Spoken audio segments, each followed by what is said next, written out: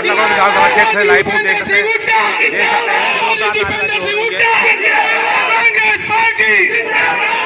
आपके सामने शारदा राठौर 2 बार विधायक रह चुकी है बल्लभगढ़ से।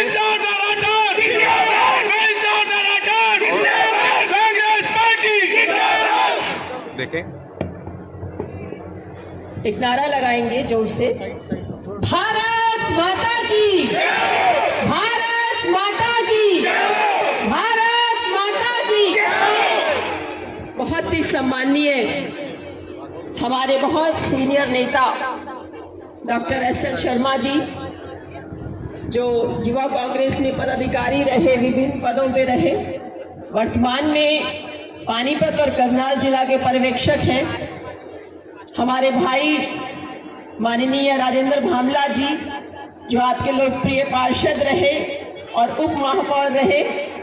हमारे भाई संजय सोलंकी जी, हमारे भाई विजय अरोड़ा जी, बल्लभगढ़ विधानसभा क्षेत्र के पूर्व प्रधान।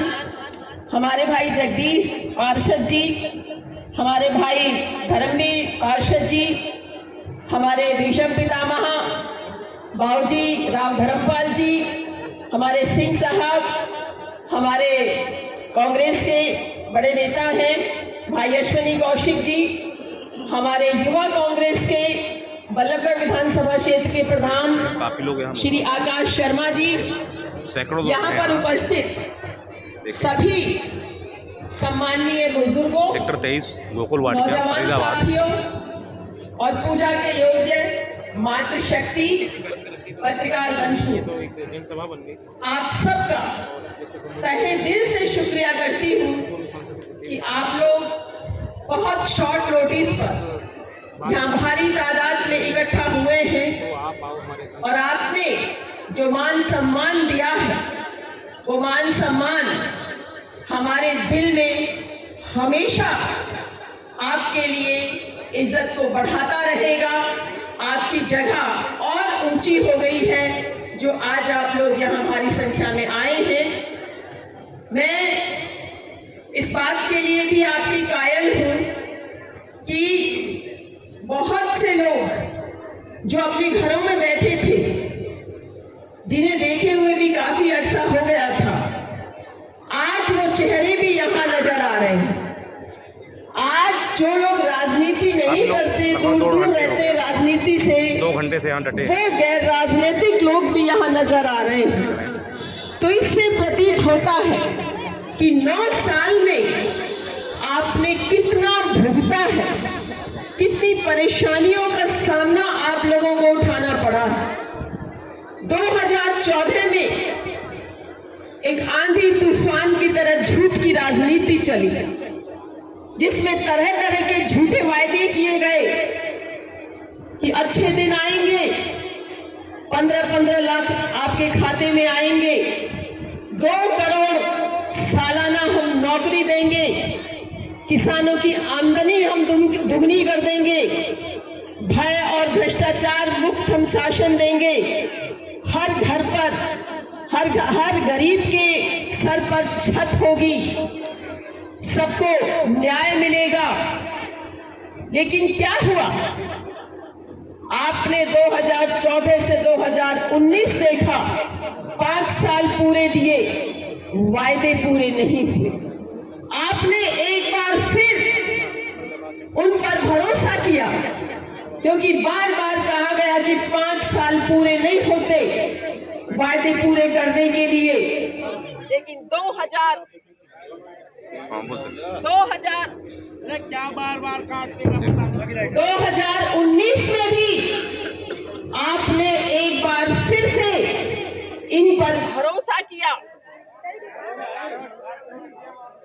अरे लाइट भी जला दे भाई, जो भी चाहिए वहाँ पे पर भरोसा किया और सोचा कि अब के 5 साल भी इनको दे दो, शायद ये कुछ अच्छा करके दिखाएंगे।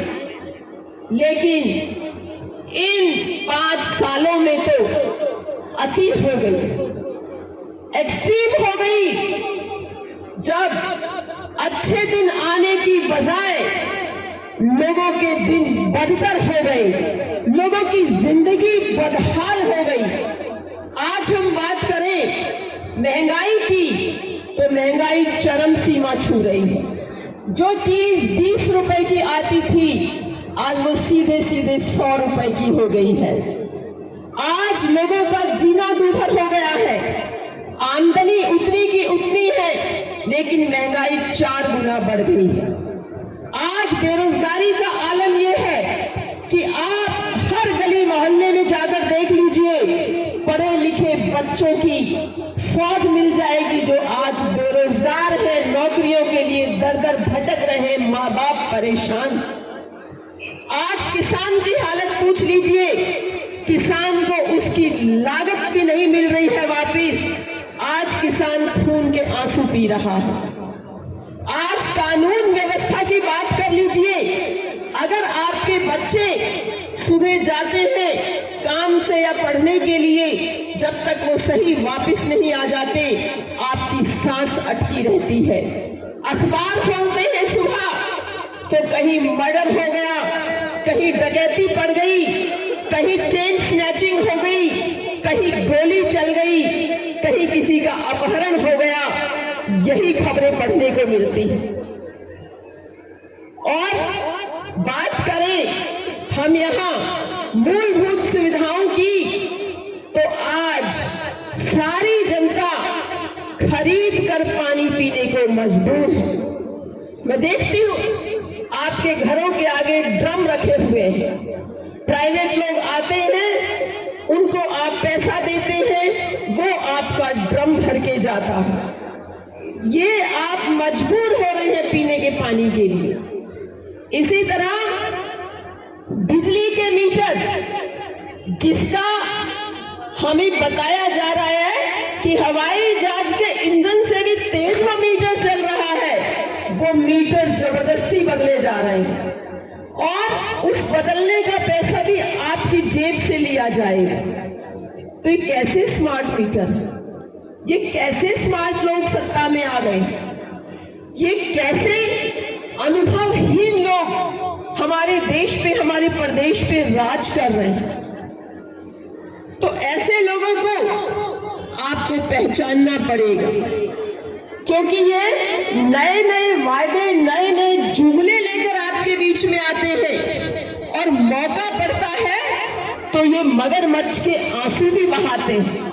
बहुरूपीय हैं ये लोग, कई कई रूप धारण कर लेते हैं आपको बेवकूफ बनाने के लिए, आपका वोट लेने के लिए। इनका ये नारा रहता है सबका साथ सबका विकास, लेकिन ये चुनाव में सबका साथ लेके वोट तो ले लेते हैं लेकिन विकास सिर्फ अपना करते हैं।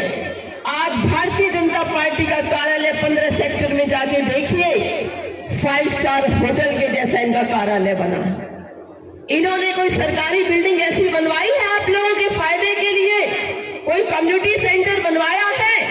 अपना शानदार एक आलीशान होटल इन्होंने बनवाया है। आज इनके कामकाज देख लीजिए, आज ये नोटों में खेल रहे हैं, आज इनके पास बड़ी बड़ी गाड़ियां हैं, आज इनके कारोबार 100 गुना बढ़ गए हैं। ये कहां से ऐसा हुआ? मैं बात करती हूं यहाँ के विधायक मूलचंद शर्मा जी की, जो आज कैबिनेट में मंत्री हैं। 9 साल हो गए। मैं ईमानदारी से आपसे पूछना चाहती हूँ, क्या 9 साल में 9 बार भी मंत्री जी आपकी समस्याएं पूछने आए हैं? तो मुझे बताइए, आए हैं? 9 साल में 9 बार भी आपकी समस्याएं पूछने आए हैं? अगर नहीं आए तो उनको सत्ता में बने रहने का क्या अधिकार है? वो भी सिर्फ अपना विकास कर रहे हैं। जहां एक उनका होटल होता था, रेस्टोरेंट होता था, आज मूलचंद शर्मा जी के रेस्टोरेंट पे रेस्टोरेंट, होटल पे होटल, होटल पे होटल खुले जा रहे हैं। तो मैं जानना चाहती हूं कि ये किसका विकास हो रहा है? क्या ये बल्लभगढ़ विधानसभा क्षेत्र की जनता का विकास हो रहा है या उनका अपना विकास हो रहा है? आज 200 करोड़ का घोटाला नगर निगम में हुआ है। क्या इससे पहले भी इतने राज आए, इतने राज गए, इतने मुख्यमंत्री बने, मंत्री बने,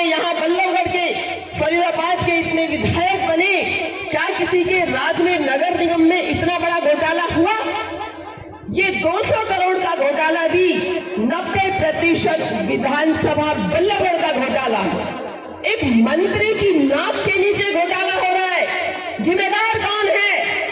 जिम्मेदार मूलचंद शर्मा जी हैं। इन्हें तो नैतिकता के आधार पे इस्तीफा दे देना चाहिए।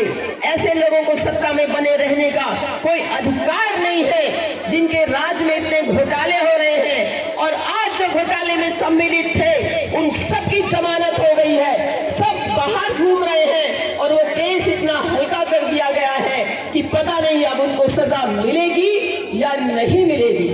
ये घोटाला कोई हमने उजागर नहीं किया, ये घोटाला खुद हरियाणा की सरकार मान रही है। जब यहाँ के पार्षदों ने और अन्य लोगों ने घोटाला उजागर किया, ये घोटाला तो हजारों करोड़ का पहुंचता, लेकिन 2 बार नगर निगम के रिकॉर्ड रूम में आग लगा दी गई ताकि वो सबूत मिट जाए जिससे घोटाले की साजिश साबित हो रही थी।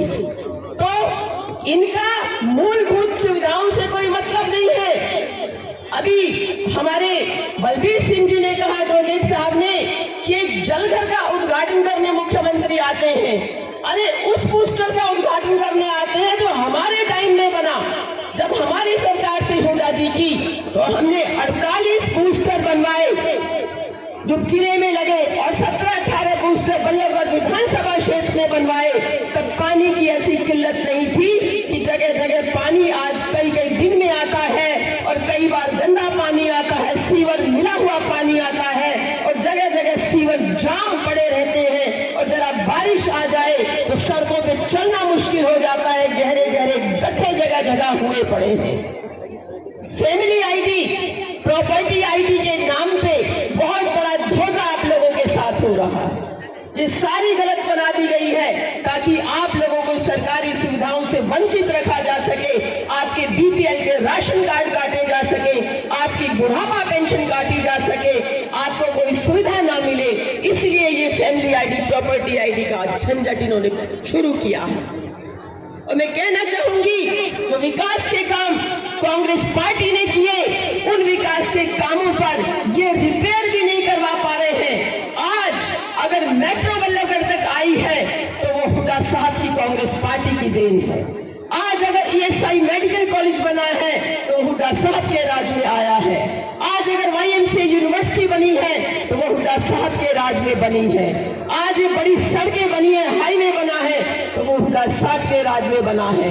आज आपके जो विकास के काम इंटरनल हुए हैं, चाहे वो सीवर डालने का काम हुआ हो, चाहे वो पार्कों का काम हुआ हो, चाहे वो कम्युनिटी सेंटर्स का काम हुआ हो, चाहे पीने के पानी की रेन्यूएबल स्कीम का काम हुआ हो, तो वो हुड्डा साहब के काम में टाइम में हुआ है।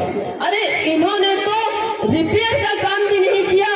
जो नौजवान हमारे फौज में नौकरी ले लिया करते थे, उन नौकरियों को भी इन्होंने छीन लिया। फौज की नौकरी को भी 4 साल का अग्निवीर का बना दिया ताकि जब वो बच्चे 4 साल बाद आए तो वो निराशा और हताशा का शिकार होकर घर में बैठ जाएं। और फौज में भी इन्होंने अस्थिरता पैदा करने का काम किया है। मैं ऐसे लोगों को लानत देती हूँ कि जिनकी सोच को क्या हो गया है। इनकी सोच कोई आम आदमी की, गरीब आदमी की सोच नहीं है। इनको ठीक कहते थे कि पूंजीपतियों की सरकार है, ये अडानी की सरकार है, ये बड़े बिजनेस घरानों की सरकार है। लेकिन ये बिजनेसमैन भी जो छोटे हैं उनको भी कुछ नहीं समझते। आज छोटा व्यापारी, छोटा दुकानदार वो भी रो रहा है, उसका भी व्यापार ठप हो गया है। जो छोटी मोटी फैक्ट्रियां हैं उन पर बहुतों पे ताले लग गए हैं। बहुत लोग अपना यहाँ से व्यापार बंद करके चले गए हैं। दूसरे लोगों ने साधन अपनाने की कोशिश की है क्योंकि व्यापार को वो सस्टेन नहीं करवा पा रहे हैं। और मुख्यमंत्री हरियाणा वो कोई कोशिश नहीं करते कि आप लोगों को कोई राहत दी जा सके। ये महंगाई में इन्होंने क्या राहत दी है, बेरोजगारी में इन्होंने क्या राहत दी है। महंगाई के नाम पर कहते हैं जी हमने सिलेंडर 200 रुपए कम कर दिया।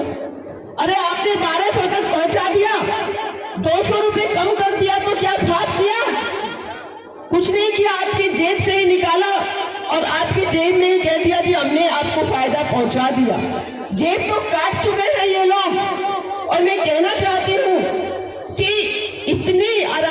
है कि कुछ शरारती लोग, कुछ असामाजिक तत्व कहते हैं कि क्राइम ब्रांच तो हमारी जेब में है। वो कहते हैं कि अधिकारियों से हमारे बहुत अच्छे संबंध हैं, वो क्राइम ब्रांच को अपनी जेब में बताते हैं। तो ये क्या करेंगे? अपराध कम कैसे इस नजर कानून व्यवस्था को ये लोग दुरुस्त करेंगे? ये तो भाई घोटालों में घोटाले और इस तरह उलझा हुआ मामला हरियाणा सरकार का चल रहा है कि इसको तो दुरुस्त करने में भी, सही करने में भी बहुत समय लग जाएगा। कहते हैं जब बीमारी बहुत पुरानी और गंभीर हो जाती है तो ज्यादा दवा की जरूरत पड़ती है और वो ठीक होने में भी ज्यादा समय लगता है। तो आने वाले समय में आप लोगों के प्रयास से, परमपिता परमेश्वर की कृपा से या कांग्रेस की सरकार बनने जा रही है, तो मुझे लगता है कि बहुत समय लगेगा इस बीमारी को ठीक करने में, जी बेलगाम अफसरों को ठीक करने में, सारी व्यवस्था को बदलने में बहुत समय लगने वाला है। तो आप लोगों से मेरा ये निवेदन है कि आप सब लोग ऐसे लोगों को, ऐसी सरकार को पहचान जाइए और चुनाव में इनको वोट की चोट से इनके घरों में बैठा दीजिए, क्योंकि अपने वायदों पे ये लोग खड़े नहीं उतरे हैं। और हमारी कांग्रेस पार्टी ने, आदरणीय माननीय भूपेंद्र सिंह हुड्डा जी ने, माननीय चौधरी उदय भान जी ने, हमारे सारे वरिष्ठ नेताओं ने ये संकल्प लिया है कि हम कांग्रेस पार्टी की सरकार बनने पर अपने हरियाणा के लोगों को बहुत बड़ी राहत देंगे, उनके जख्मों पर मरहम लगाएंगे और जो हरियाणा का, एक उन्नत हरियाणा का, प्रगतिशील, प्रगतिवान हरियाणा का जो एक स्वरूप होना चाहिए, हम हरियाणा के स्वरूप को लौटाएंगे और हरियाणा को हम प्रगति की नई बुलंदियों पर पहुंचाएंगे। कांग्रेस पार्टी का हमारा ये संकल्प है कि अगर हमारी सरकार बनेगी तो हम पुरानी पेंशन योजना को हरियाणा में लागू करेंगे।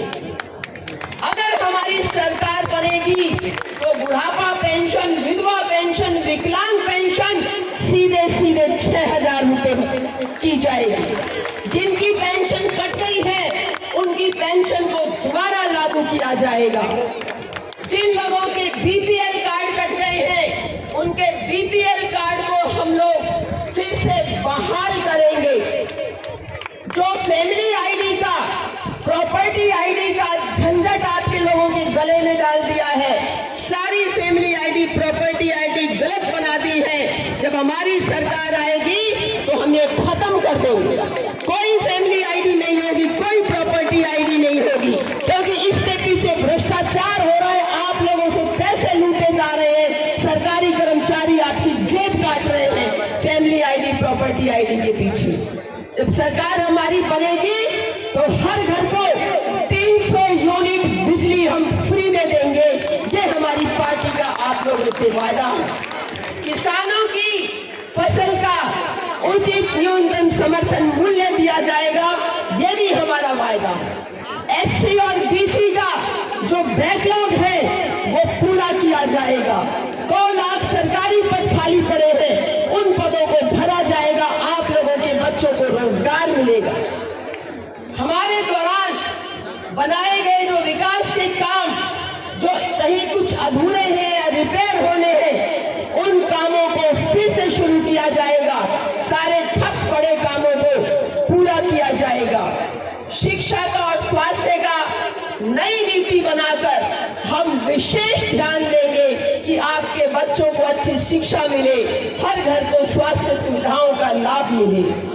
इसी तरह हम जब सत्ता में थे तो गांव में हमने 100 गज के प्लॉट जरूरतमंद लोगों को दिए थे। हमने बापू नगर में, डबुआ कॉलोनी में, बासठ सेक्टर में, जिले में कई जगहों पर हमने लोगों को, गरीब लोगों को, जरूरतमंद लोगों को फ्लैट बनाकर दिए थे। अगर हमारी सरकार आएगी तो फिर से गांव में 100 गज के प्लॉट और शहर में फ्लैट की योजना फिर से लागू की जाएगी। हमारी सरकार आएगी तो आज जो आप पानी खरीद कर पीने के लिए मजबूर हो रहे हैं, वो आपको घरों में आपके नलों से मिलेगा, आपको पानी खरीदना नहीं पड़ेगा। ये हमारी सरकार का, हमारी पार्टी का मुख्य एजेंडा रहेगा। तो आप लोगों को बिजली मिले, पानी मिले, सड़क मिले, मूलभूत सुविधाएं मिले, शिक्षा मिले, अच्छा स्वास्थ्य मिले, हर घर के ऊपर छत हो, हर बच्चे को रोजगार मिले, महंगाई को कम करे, भ्रष्टाचार को खत्म करे, बेरोजगारी को दूर करे, कानून व्यवस्था को हम लोग दुरुस्त करें। ये हमारी पार्टी का मुख्य एजेंडा है। और हमारे नेता माननीय चौधरी भूपेंद्र सिंह हुड्डा जी, हमारे सांसद भाई दीपेंद्र हुड्डा जी, हमारे प्रदेश के अध्यक्ष माननीय चौधरी उदय भान जी इस बात के लिए कटिबद्ध है कि हरियाणा के लोगों को उनका हक दिलाकर रहेंगे। ये तो अच्छे दिन की सिर्फ बात करते हैं और बाद में कहते हैं ये तो जुमला था, लेकिन हम अच्छे दिन लाकर रहेंगे, ऐसा हम सबका वायदा है। और मैं माफी चाहती हूँ कि मैं पिछले दिनों चुनाव नहीं लड़ी, वो मेरी एक महा भूल थी, वो परिवर्तन भी मेरे जीवन की सबसे बड़ी भूल थी। लेकिन अब यही जिएंगे, यही मरेंगे। और आप सबका अगर आशीर्वाद है तो हाथ खड़े होकर मुझे खड़े करके बता दीजिए, मुझे हर हाल में चुनाव भी लड़ेंगे।